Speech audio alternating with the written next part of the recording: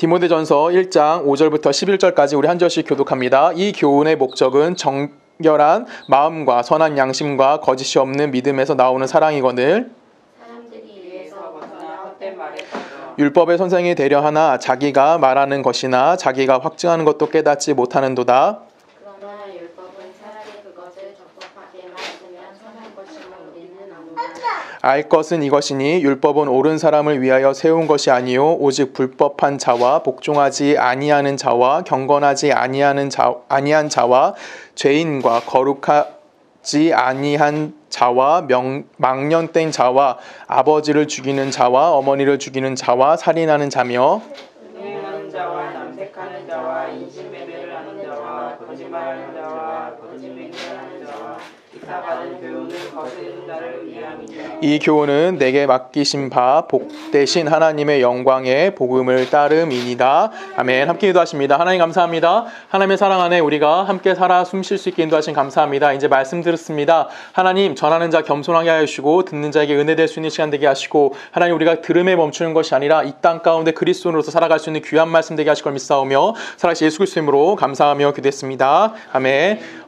우리가 이제 지난주부터 디모데의 말씀을 계속 보고 있습니다. 우리가 지난주 살펴보았듯이 바울이 그 그리스 지역으로 이동하면서 그 디모데에게 이제 교회를 하나 맡기는 겁니다. 에베소 교회를 맡기면서 그 교회를 어떻게 잘 책임질 수 있고 잘 지도자로서의 교회를 어떻게 운영할 수 있는지에 대해서 이야기해 주는 것이 우리 지난주 말씀을 통해서 보았던 내용입니다. 그 첫 번째로 했던 내용이 뭐냐면 다른 교훈을 가르치지 말고 정당한 복음을 가르쳐야 한다에 관련된 이야기를 했어요. 우리가 보통 다른 교훈이라고 생각하면 어떻게 생각하냐면 이단이나 아니면 기타 다른 종교와 혼합되는 것을 걱정할 수도 있습니다. 근데 여기 바울이 이야기했던 그 다른 교훈은 이런 이단성이나 아니면 타 종교에 관련된 이야기라는 것이 아니라 기독교 안에 그러니까 하나님의 복음, 예수 그리스도라는 복음 안에서 잘못된 것이 무엇인지를 이야기해 주는 건데 그것이 뭡니까? 신앙의 발전이나 아니면 훈련하는데 방해가 되는 것, 내가 신앙생활하는데 방해가 되는 것들을 다루었다는 것을 우리 지난주의 말씀을 통해서 살펴보았습니다. 그 잘못된 것이 우리 구체적으로 무엇인지 다시 한번 살펴보려고 하는데요. 디모데전서 1장 4절에 보면 이렇게 표현합니다. 신하와 끝없는 족보에 몰두하지 말게 하려 함이라. 이런 것은 믿음 안에 있는 하나님의 경륜을 이룸보다 도리어 변론을 내는 것이라 라고 이야기합니다. 지금 바울이 경고하는 건 뭐냐면 너희들이 신하나 아니면 족보에 몰두하게 되면 뭘 하게 된다는 거예요? 너희들이 하나님의 경륜을 따라가는 것이 아니라 뭘 따라가게 되냐면 변론을 하게 된다는 겁니다. 이 변론한다는 것은 지난주에 살펴봤듯이 어떤 의미를 갖고 있냐면 끊임없이 분란을 일으키면서 어떠한 논쟁을 만들어내는 것이 변론이라고 이야기했어요. 즉 그것을 하는 것이 누구라고 얘기하냐면 이런 것이라고 이야기하고 오늘 본문에서 그 변론에 빠진 사람들을 어떻게 표현하면 6절과 7절에 보면 그 6절과 7절을 눈으로 보세요. 보면은 그들이 그 6절과 7절 말씀을 좀 이렇게 요약해서 표현하면은 헛된 말에 빠져 율법의 선생이 된다라는 겁니다. 그렇죠? 지금 변론하고 있는 사람들은 결론적으로 뭐 하는 거냐면 헛된 말을 한다는 거예요. 쓰잘데기 없는 말을 하고 아무 도움도 되지 않는 말을 할 뿐만 아니라 그들이 뭐가 된다는 겁니까? 율법의 선생이 되어질 수밖에 없다라고 이야기하는 거예요. 쉽게 말하면 변론한다는 것은 말장난에 빠질 수밖에 없다던가 아니면 말다툼 정도밖에 되지 않는다는 겁니다. 헛된 말을 하고 쓸데없는 말을 하면서 우리가 신앙생활하는데 어떤 도움도 얻을 수 없다라고 이야기하는 거고 그것을 바울이 뭐라고 표현하면 율법 선생이라고 우리들에게 이야기하고 있다라는 겁니다. 그래서 바울은 계속해서 우리들에게 권면하고 있는 내용이 나와요. 특히 9절에 보면은 좀 어려운 얘기가 나오는데 알 것은 이것이니 율법은 옳은 사람을 세운 것이 아니오라고 얘기합니다. 그러면 율법은 옳은 사람들을 위해서 필요한 거예요? 필요치 않은 거예요? 필요하지 않은 거예요. 누구를 위해서 필요한 것인가? 그 뒤에 쭉 나옵니다. 오직 불법한 자, 복종하지 아니하는 자와 경건하지 아니한 자와 죄인과 거룩하지 아니한 자와 망령된 자와 아버지를 죽이는 자와 어머니를 죽이는 자와 살인하는 자며 하면 쭈루룩 10절까지 그 얘기가 나와요. 여러분 그러면 지금 여기서 봤을 때 불법한 자, 복종하지 않은 자, 경건하지 않은 자 이거는 긍정적이거나 아니면 적극적인 이야기를 하는 걸까요? 그런 이야기를 하지 않아요. 굉장히 소극적인다던가 부정적인 부분을 이야기하고 있는 겁니다. 그러면 지금 여기서 하지 말아야 될 것을 알려주기 위해서 필요한 것이 뭐라고 얘기하는 겁니까?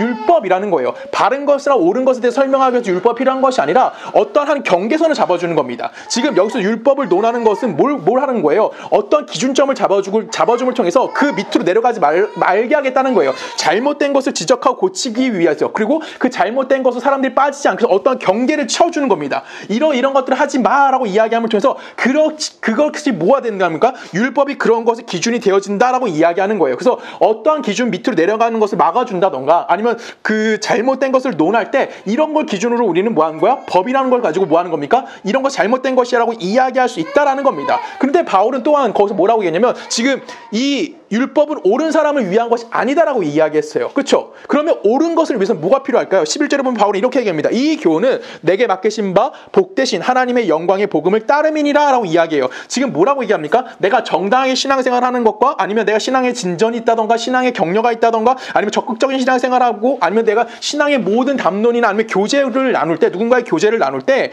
그것을 잘잘못에 관한 문제를 보는 것이 아니라 뭘로 보라는 겁니까? 우리가 잘 되는 것은 복음이라는 것으로 우리가 뭐 할 수 있다는 거예요? 귀결되어질 수 있다라고 우리들에게 설명해주고 있는 겁니다. 율법은 잘못한 것의 기준을 잡아주는 겁니다. 이것을 하지 않으면 이거를 하게 되면 뭐 하는 거야? 너희들은 잘못된 거를 지적하기 위해서 필요한 것이 율법인 거고 복음은 뭐예요? 우리가 잘 될 수 있는 거, 우리가 서로 격려해 줄 수 있는 거, 기독교가 무엇인지에 대해서 이야기할 때 관련돼서 사용할 수 있는 게 뭐라고 얘기하는 거면 그것이 복음이다라고 이야기하는 겁니다. 그래서 우리는 어떤 문제를 다룰 때 이것이 잘못됐다라고 이야기하는 것이 아니라 교회 안에 복음이 있기 때문에 뭐 해야 되는 겁니까?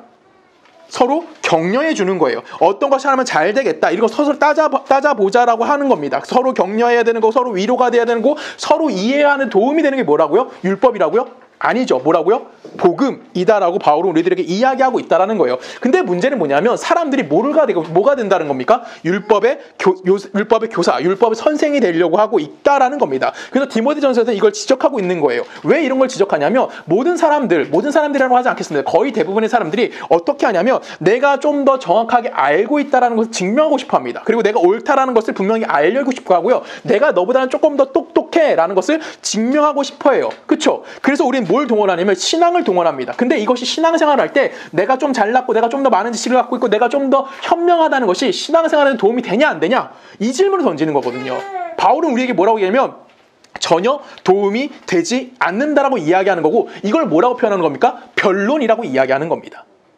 이 변론이라는 것은 결론적으로 헛된 것에 대해서 이야기하는 겁니다. 아무 쓸데기 없는 것을 이야기하고 아무 가치 없는 것이기 때문에 지금 디모데에게 가장 먼저 권면했던 게 뭐예요? 너는 뭐 하지 말라? 변론하는 사람이 되지 말아야 한다라고 우리들에게 이야기해주고 우리에게 권면하고 있다는 겁니다. 여러분 알다시피 우리는 이 세상을 살아가면서 다른 사람의 잘하는 것을 많이 볼까요? 아니면 그 사람이 못하는 걸 많이 볼까요? 그렇죠. 우린 기본적으로 다른 사람을 이야기할 때 저 사람이 틀린 거나 아니면 저 사람이 잘못된 것을 많이 이야기합니다. 이거 우리 쉬운 얘기로 뭐라고 표현합니까? 뒷담화라고 이야기하죠. 우리가 남을 뒷담화하는 걸 좋아하지 남을 칭찬하는 거는 그다지 많이 하지는 않아요. 하긴 하지만 칭찬을 1을 하면 우리 뒷담화를 몇을 합니까? 9합니다. 왜 9를 하죠? 우린 뒷담화할 때 훨씬 더 재밌거든요. 왜 그게 재밌다고 느끼냐면 그 사람을 뒷담화를 통해서 우리는 그 사람이 옳은 모습을 갖고 있지만 그 사람은 옳은 사람이 아니라는 것을 또한 이야기하고 싶어 하기 때문에요. 누가 옳다는 걸 증명하고 싶은 거냐면 내가 조금 더 옳아라고 이야기하고 싶어 하는 겁니다. 그래서 어떠한 명분을 내세운다던가 아니면 나를 위장하기 위해서 다른 사람들에게 자꾸만 이야기하는 거예요. 저 사람은 저런 게 참 좋지만 그에 반해서 이건 참 별론 것 같아 라고 얘기할 수 있는 겁니다. 대표적으로 조성을 예를 들어볼까요? 여러분 조성을 칭찬 한번 해보십시오. 잘생겼습니다. 아 감사해요 라고 이제 시작하지만 잘생겼어요 그 다음에 뭐가 나올까요? 근데 말이 좀 빨라요. 발음이 조금 불분명해지는 것 같아요. 요즘에 좀 굉장히 피곤해 보여요. 무슨 일이죠? 걱정을 해주는 것 같아요. 근데 그 안에 뭐가 담겨 있을까요? 저 사람에 대해서 약간의 부정적인 생각이 담긴 거고 그 사람을 내가 약간 평가함을 통해서 뭐 하는 겁니까? 내가 갖고 있는 기준이 조금 더 옳다라는 것을 뭐 하고 싶어 하는 거예요? 채워가는 겁니다. 우리는 이걸 사리사욕을 채운다고 표현하는 거죠. 우리는 이 안에서는 그렇게 좀 적긴 하지만 보통 세상 사람들 안에서는 내가 회사나 내 친구들 관계에서 봤을 때 어떤 그 사람의 어떠한 한 면을 분명히 부각시키긴 하지만 또 다른 면도 부각시키는 겁니다. 그래서 뭐 하는 겁니까? 우리는 보통 이런 말을 말합니다. 저 사람은 저렇게 말하지만 실제는 그런 사람은 아니야. 그렇죠. 이런 말 우리 쉽게 너무 합니다. 그렇죠. 그리고 저 사람은 저런 말을 했지만 저 사람이 틀린 증거는 바로 이거야 라고 내가 갖고 있는 증거가 오히려 더 맞다라는 것을 이야기해 주는 겁니다. 이런 곳에 무엇이 필요하다는 겁니까? 바울이 법이 필요하다고 이야기하는 거예요. 법이 기준을 잡아주고 그 기준점에서 어떤 것을 이야기해 주는 겁니다. 우리가 세상을 살아가면서 분명 우리 이런 것들 가운데 많이 노출되어져 있어요. 그렇죠? 이걸 우리가 부정할 수가 없는 겁니다. 만일 교회 안에서도 성도가 무언가 잘못했어요. 그리고 교회 안에 뭔가 바꿔야 돼요. 그럼 무엇이 필요합니까? 복음의 사랑으로만 우리가 다 그냥 끌어안주면 될까요? 신앙의 올바른 방향으로 나가지 못하고 있어요. 예를 들어서 조성원이 막 마약을 하고 술을 처먹고 막 담배를 설교 시간 막 뻑뻑뻑 피면서 설교한다 칩시다. 그럼 여러분 저를 향해서 뭐라고 할 거예요? 욕해요. 욕하죠. 그 욕은 법이라는 겁니다. 왜? 조성원이 그렇게 하면 안 되는 기준점을 잡아주는 거예요. 그건 맞는 거예요. 법이 당연히 필요한 건 맞습니다. 그래서 우리는 거룩하지 않다던가 경건하지 않다던가 아니면 신앙적인 모습이 아닌 모습을 볼 때 분명히 법적인 율법적인 그 기준을 가지고 설명을 해주는 건 맞아요. 하지만 신앙을 전반적으로 이야기할 때 그 율법만 가지고 이야기할 수 있을까요? 없을까요? 없다라는 겁니다. 우리 쉬운 일 하나 들어볼게요. 요즘에 한국 사회에 조금 문제되고 있는 것 중에 하나가 뭐냐면 카공족입니다. 그렇죠? 그 뭐 요즘 프린터까지 갖고 가가지고 출력까지 하고 막 이런다 그러더라고요. 그 카페에. 이거 미친 것 같아요. 아무튼 그렇다 칩시다. 카공족이 원래의 의미는 뭐예요? 카페에서 공부하는 사람들이에요. 그렇죠? 어떤 사람이 조성현이 설교를 막 쓰고 있었어요. 근데 갑자기 와가지고 이렇게 얘기하는 겁니다. 야, 카페 가서 설교 쓰면은 너무 잘 써진대. 너 카페 가서 설교 써봐. 그럼 저 속으로 뭐라고 할까요? 속으로. 저는 설교 쓸 때 주변에 누가 있으면 쓸 수 있을까요? 없을까요? 저는 기본적으로 조용해야 됩니다. 어떤 잡소리가 들리면 설교 못 써요. 그리고 저는 누군가 옆에 있으면 불안해서 뭔가를 못합니다. 설교 쓰거나 이럴 때. 그래서 저는 항상 아무도 없을 때 씁니다. 그래서 제가 보통 제일 많이 쓰는 시간이 새벽 시간에 일어나서 말씀 묵상하면 설교를 씁니다. 이유는 뭐냐면 나는 주변에 누가 있거나 잡음이 들리면 집중이 안 돼요. 그래서 난 속으로는 뭐라고 할까요? 야, 무슨 얼어 죽을 카페 가서 설교 쓴다고 설교 잘 써지겠어? 카페에서 공부한다고 공부가 잘 되겠어? 이런 얘기를 할 거예요, 속으로는. 근데 겉으로는 뭐라고 할까요? 아, 그래? 그래? 그럼 나도 한번 가서 해볼까? 그러면 참 좋겠다. 겉으로는 뭐 하는 거예요? 그 사람을 이해하는 척 하고요. 그 사람이 맞다고 응원을 할지 모릅니다. 지금 바울이 이 얘기를 하고 있는 거예요, 우리들한테. 우리는 세상을 살아가면서 누군가를 속고 속이는 삶을 끊임없이 살고 있습니다. 우리는 이런 인생 속에서 내가 남들보다 낫다던가 아니면 내 생각이 맞다던가 아니면 내가 올바른 삶이라는 것을 보여주기 위해서 자꾸만 뭘 쓰냐면 가면을 쓰고요. 가발이 아니고 미안해요.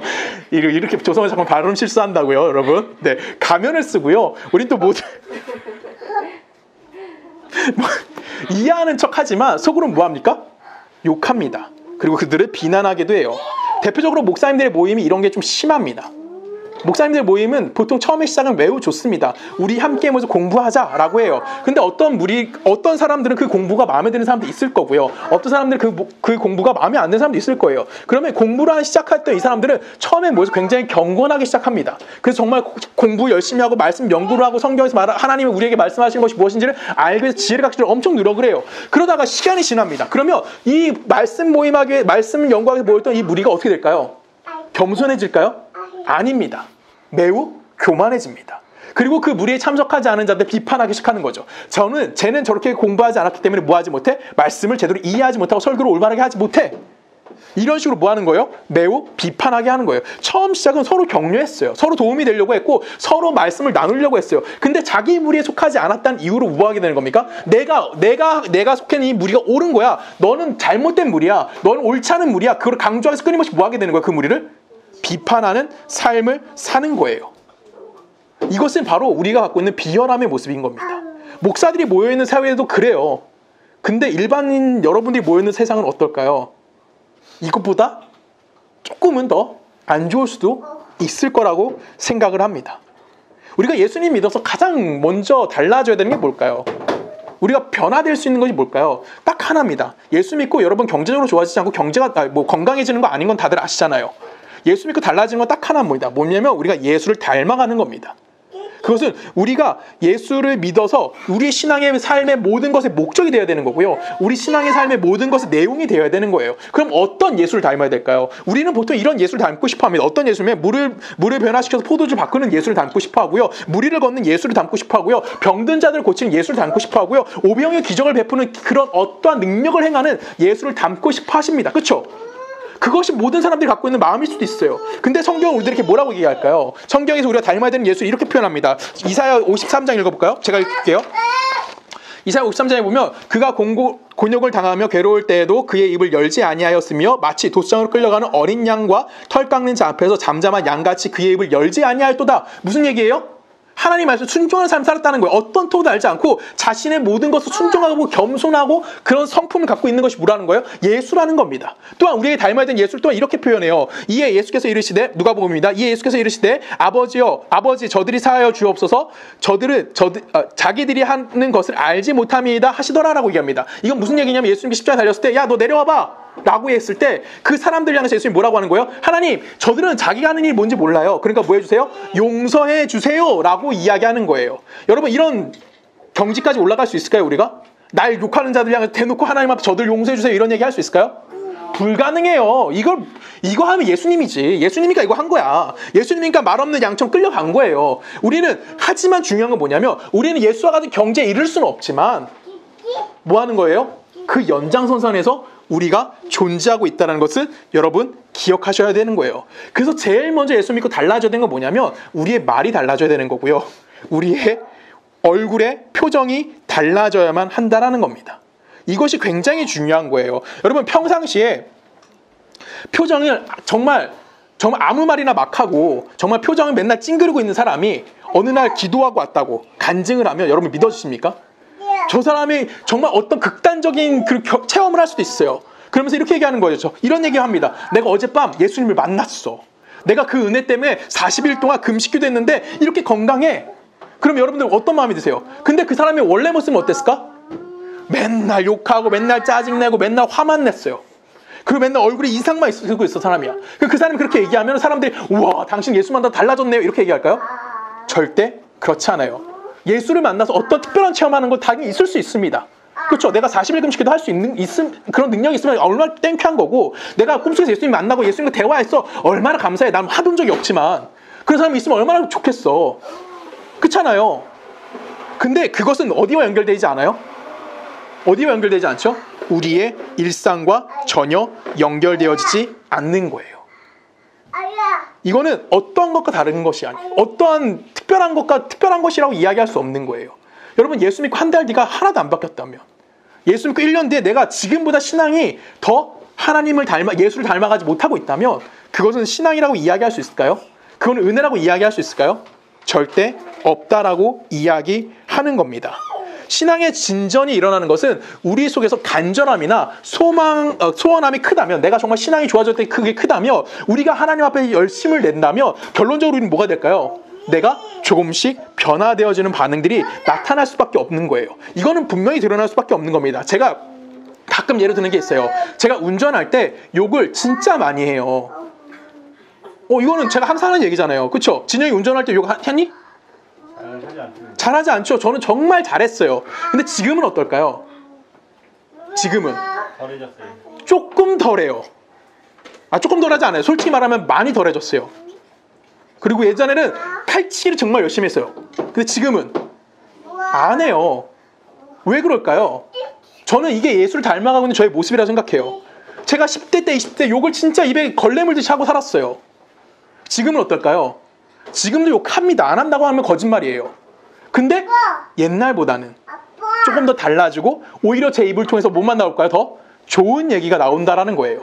이렇게 되어지는 게 뭡니까? 예수 믿는 사람으로서 변화되어지는 거고, 그것이 분명히 드러날 수밖에 없는 거예요. 그걸 우리는 뭐라고 표현하냐면, 바울은 신앙의 진전이 이루어졌다라고 우리들에게 이야기하는 겁니다. 여러분, 우리가 가장 중요한 건 뭐냐면, 예수 믿고 우리가 뭐가 달라져야 되는 거냐면, 표정이 달라져야 되는 거, 태도가 달라질 수밖에 없다라는 거예요. 쉽게 말하면 일상에서 내가 예의 바른 사람이 되어질 수밖에 없는 겁니다. 왜 그럴까요? 예수 믿으면 우리가 생명을 존중하게 돼요. 생명을 존중하게 되면 타인에 대해서 타인의 생명을 귀하게 여길까 안 여길까요? 귀하게 여길 수밖에 없는 거고요. 또한 남의 말에 귀를 기울일 수밖에 없게 되는 거고요. 그 사람이 약한 점을 알기 때문에 그 사람의 편을 들어줄 수밖에 없는 거예요. 이거는 율법이나 어떤 법으로 따지는 문제일까요? 그렇지 않아요. 그것을 뛰어넘는 거예요. 뛰어넘어서 그 사람을 모아주는 거예요. 포용해주고 협력함으로 우리가 함께 나아가고자 하는 마음을 갖는 것이 뭐예요? 그게 예수 닮는 거의 첫걸음이라는 거고, 우리는 그 정도의 수준밖에 되지 않는 거예요. 그거 이상 되면 은혜죠. 근데 우리는 보통 그 정도 수준으로서 우리는 예수를 닮아가는 삶을 살아가는 겁니다. 한국에 좀 안타까운 일이 예전에 꽤 많았었어요. 특히 해방 이후에 한국은 굉장히 역사적으로 아픈 역사를 갖고 있습니다. 해방 이후에 세계 열강들이 대한민국의 땅에 들어왔어요.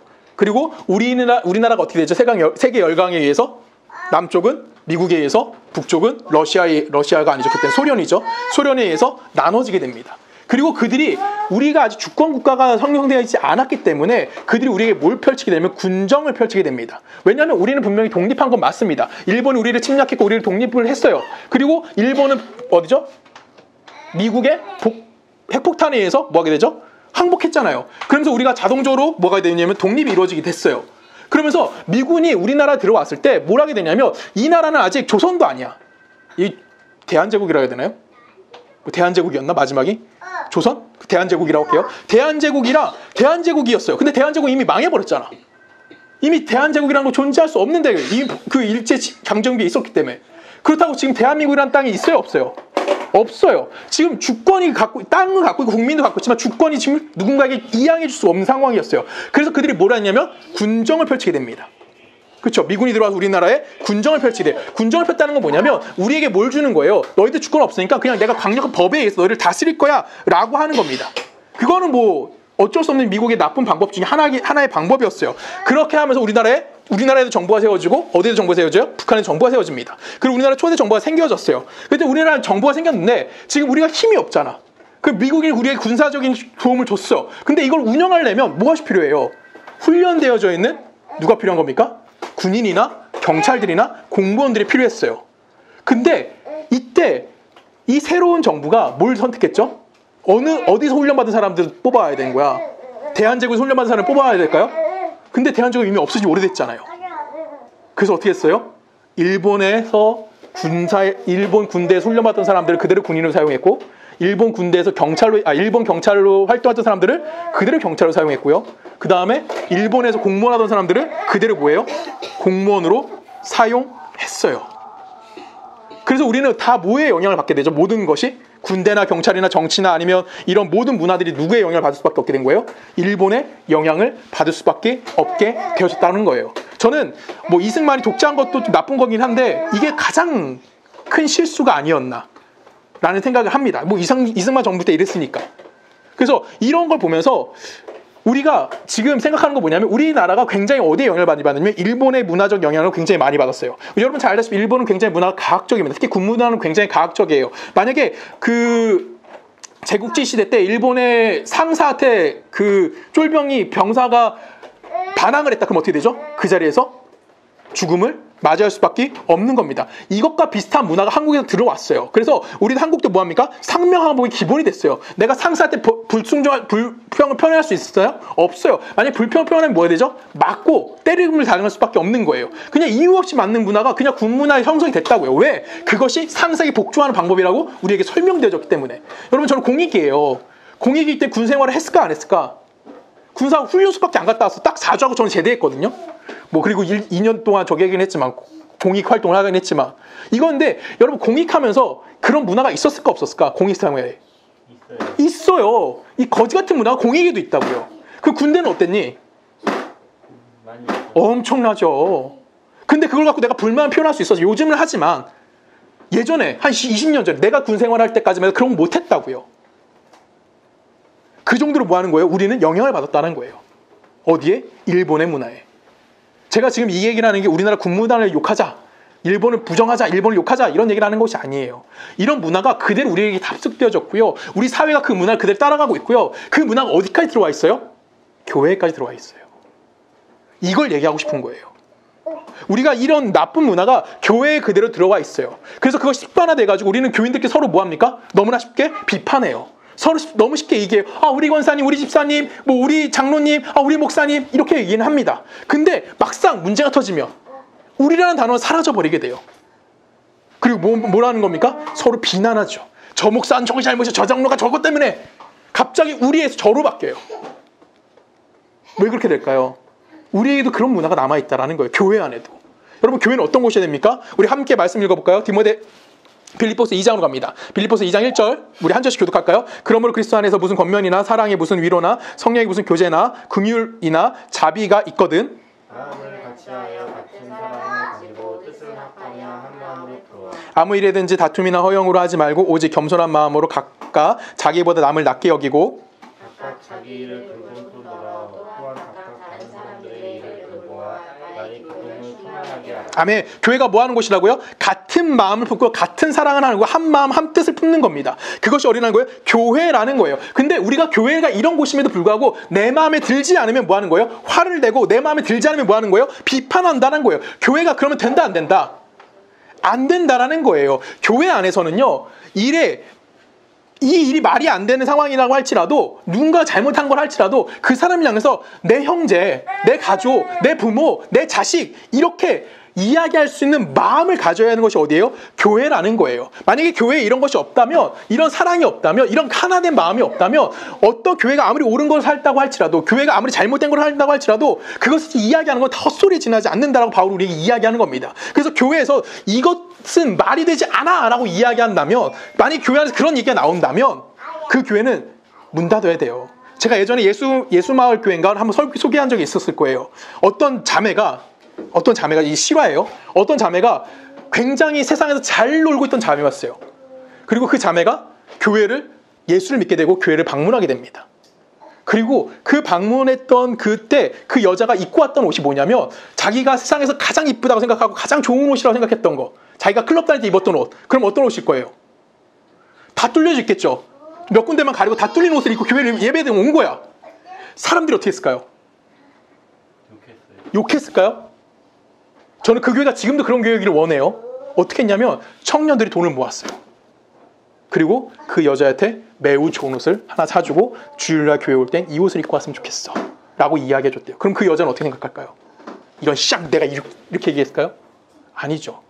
이게 뭐예요? 한 마음과 한 뜻으로 교회가 가야 되는 거예요. 어떤 사람의 그 모습을 보고 비판하는 것이 아니라 허용해주고 품어주고 그 사람이 잘 될 수 있도록 격려해주는 게 뭐예요? 그것이 교회의 모습이어야 한다는 거예요. 이것이 교회에 없다면 그 교회는 뭐 하는 거예요? 문 닫는 게 좋은 거예요. 괜히 건물로만 갖고 있고 괜히 사람들만 모여서 수덕수덕 될 바에는 그 교회는 뭐 하는 게 좋아요? 문 닫고 새로 시작하는 것이 더 좋다는 겁니다. 우리가 신앙생활이 조금 더 내가 좀 더 좋다라는 걸 드러내기 위해서 예수는 이렇게 믿는 거야, 기도생활 이렇게 하는 거야, 신앙은 이렇게 하는 거야 라고 말하면서 남을 비판한다면 그거는 뭐가 될까요? 예수님이 이렇게 말씀하셨어요. 마태복음 7장 3절을 보면 어찌하여 형제 눈 속에 있는 티는 보고 내 눈 속에 있는 들보는 깨닫지 못하느냐. 그 사람이나 니나 뭐하다고? 그냥 그렇다고, 똑같다고, 다를 거 하나도 없다라는 겁니다.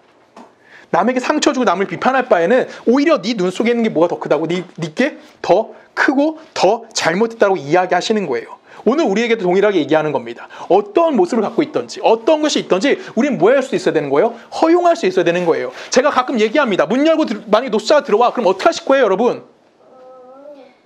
어떤 교회 다니 형제 자매 중에 내가 동성연애하고 있습니다라고 이야기하면 여러분 어떻게 하실 거예요? 우리 그때 어떻게 해야 되냐고요? 바울은 뭐 하지 말라고요? 변론하지 말라고요. 논쟁거리 만들지 말라고요. 교회가 해야 될 건 뭐라고요? 함께 가는 거예요. 이것이 바울이 디모데에게 가장 먼저 권면한 율법이 선생이 되려고 한다는 것에 본문에서 이야기하고 있는 겁니다. 우리 다시 한번 읽어볼까요? 디모데전서 1장 5절로 갑니다. 이 교훈의 목적은 청결한 마음과 선한 양심과 거짓이 없는 믿음에서 나오는 뭐다? 사랑이거늘. 여러분이 꼭 기억하셔야 되는 거예요. 마지막이 뭐예요? 사랑으로 간다고요.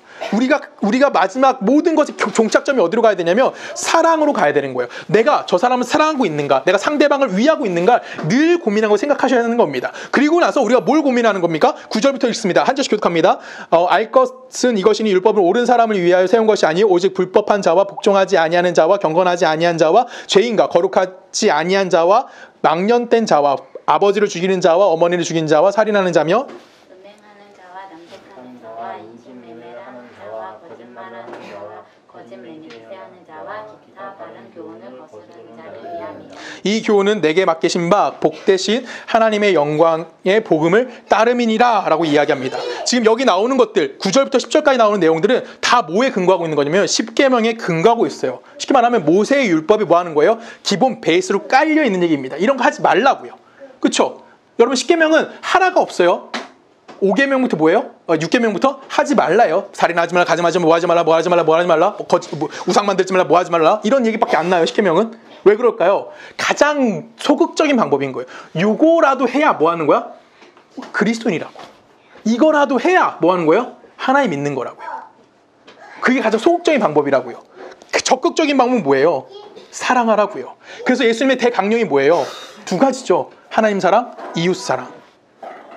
그렇기 때문에 우리는 뭐 하는 겁니까? 누군가의 행동을 보고 비판하거나 그 사람을 정죄하는 정죄를 만약에 내가 했다면 우리는 이렇게 고민해야 되는 거예요. 내 모습 바라면서 내가 아직 신앙의 경주 중에서 뭐 하는 거야? 제대로 신앙생활을 하지 못하고 있구나. 스스로 깨달아야 되고 스스로 판단해야 된다는 거예요. 상대방에게 무엇이라 하기 전에 먼저 나의 믿음의 경주가 어느 정도의 선에 있는지, 내가 어느 정도의 수준까지 따라왔는지 고민해보고 내가 뭐 하는 겁니까? 그 사람을 참고 기다려주고 그걸 넘어갈 수 있는 사람이 되어줘야 한다는 겁니다. 예수님이 자기를 네가 하나님의 아들이고 십자가에 내려와라고 욕하는 그들을 향해서 예수님 뭐라고 기도하셨다고요? 하나님, 저들을 용서해주세요. 저들은 지들이 하는 일이 뭔지 몰라요.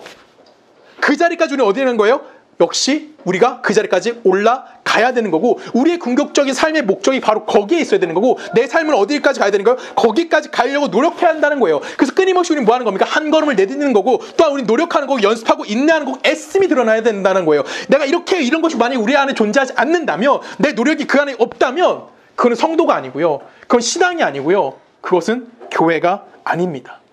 바울은 우리에게 이렇게 또한 권면합니다. 우리 로마서로 갑니다. 로마서 13장 8절 제가 읽을게요. 그냥 피차 사랑의 비두에는 아무에게든지 아무 빚도 지지 말라. 남을 사랑하는 자는 율법을 뭐했다? 다 이루었느니라. 간음하지 말라, 살인하지 말라, 도둑질하지 말라, 탐내지 말라 한 것과 그 외에 다른 명령이 있을지라도 내 이웃을 내 자신과 같이 사랑하라 하신 그 말씀 가운데 다 뭐했다? 들어있느니라.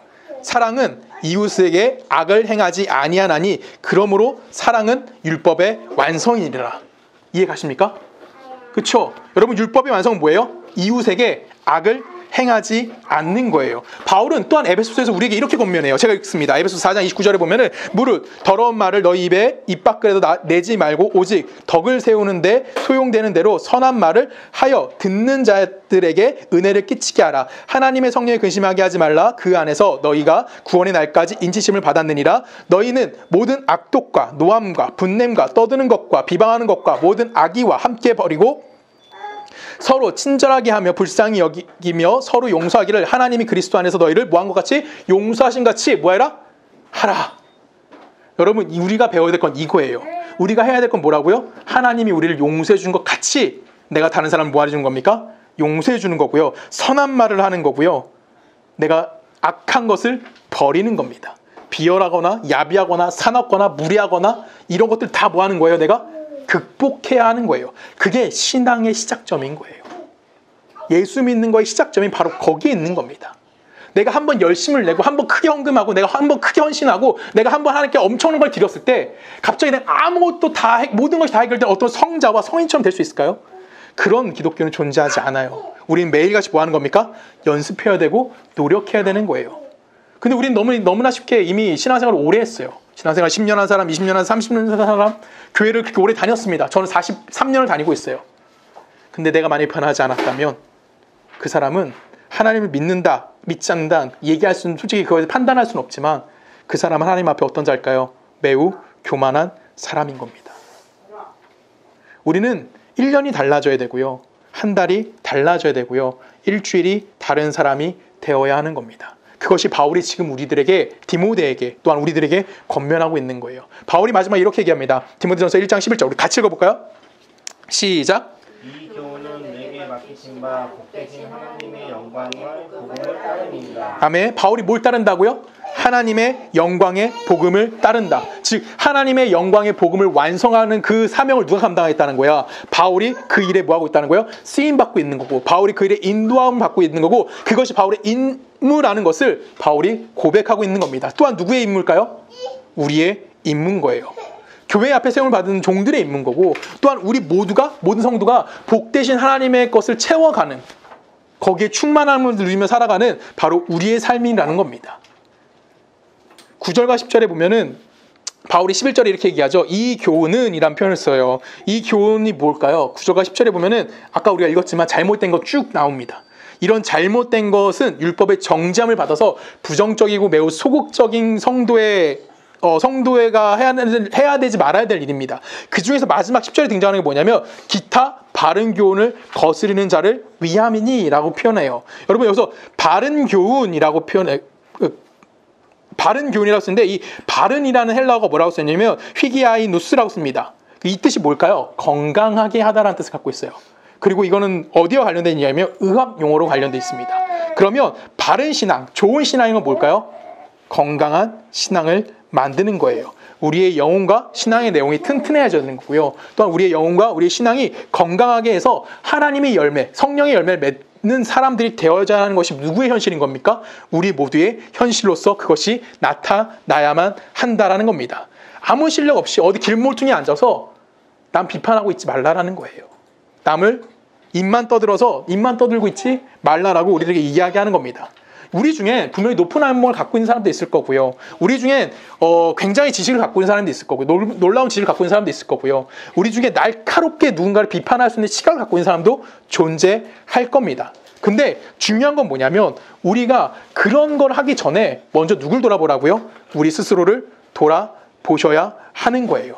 내가 누군가를 심판하거나 누군가를 제시하거나 이런 걸 통해서 그리스도인으로서의 삶을 살아갈 수 없다라는 겁니다. 그리스도는 말만 하지 않아요. 그리스도는 말하는 어떠한 빈술의 수준에서 멈추는 것이 아닙니다. 그리스도인이라는 것은, 예수 믿는다는 것은, 신앙이라는 것은 내가 뭐 하는 겁니까? 다른 사람을 위해서 내 것을 나누어주고 그 사람들을 사랑해주고 그 사람들을 안아줄 수 있는 것. 그것이 뭐입니까? 바로 교회인 겁니다. 교회는 다른 것이 아니에요. 모여서 예배드리는 것? 교회 맞습니다.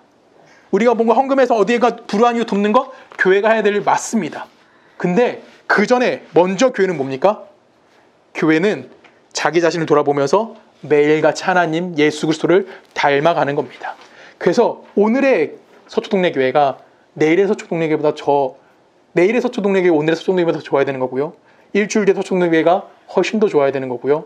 1년 뒤 서초동네 교회가 더 큰 하나님의 복음의 완성을 채워가는 교회가 되어져야만 하는 겁니다. 우리 모두가 그런 삶을 살기를 주님의 이름으로 간절히 부탁드립니다. 우리 함께 기도하십니다. 사랑하신 아버지, 주님의 이름 감사합니다. 하나님이 우리를 사랑하시고 우리를 복되게 인도하시니 너무나 감사합니다. 우리는 내 자신을 증명하기 위해서 끊임없이 남을 비판하고 남을 짓밟으려고 합니다. 하지만 예수님이 우리에게 끊임없이 강조하시는 것은 하나님을 사랑하고 이웃을 사랑하라고 하십니다. 그리고 우리는 예수를 닮는 자로서 이 땅 가운데 부름받은 자들입니다. 하나님, 내가 남을 비판하기에 앞서 그 사람을 먼저 사랑하게 하시고 그 사람을 이해하게 하시고 그 사람을 품고 하나님의 복음의 완성을 향하여 한 걸음 전진해 낼 수 있는 주의 거룩한 백성들 되어줄 수 있도록 우리와 함께하여 주시옵소서. 이제는 우리 주 예수 그리스도의 은혜와 성부 하나님의 사랑과 성령님의 내주하심이 예수를 닮은 예수의 제자로서의 삶을 살기를 소원하는 우리 서초동네 교회 모든 성도님들의 삶과 그들의 가정과 그들의 직장과 그들이 살고 있는 모든 나라 가운데 지금부터 영원히 함께 하시기를 간절히 축원하옵나이다.